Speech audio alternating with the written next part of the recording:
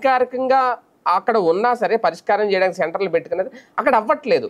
దానికి ఏం చేయాలి? దానికి మళ్ళీ చేయాల్సింది ప్రభుత్వం, వీళ్లే కదా, ప్రజాప్రతినిధులే కదా. దానికి ఏం చేయాలి? అది ఓన్లీ పొలిటికల్ లిటిగేషన్ ఇష్యూస్లోనే, మిగతా వాటికి అవి ఎక్కర్లా.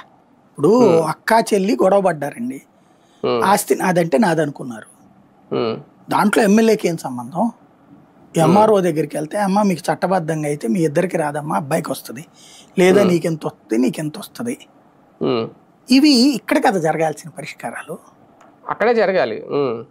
ఇవి చెప్పాల్సింది అక్కడే. అవును.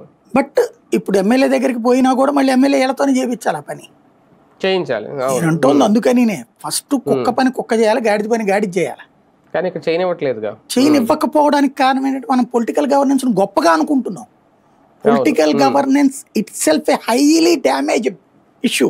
మీరు గుర్తుపెట్టుకోండి, నేను నా జీవితంలో మనం జర్నలిజం ఫీల్డ్ పరంగా కొన్ని 100,000 ఇష్యూస్ ఇన్వాల్వ్ అయ్యాం.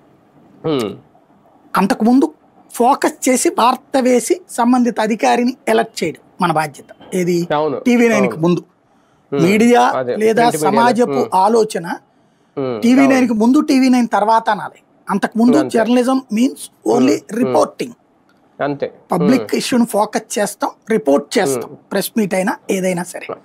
ఆ రిపోర్ట్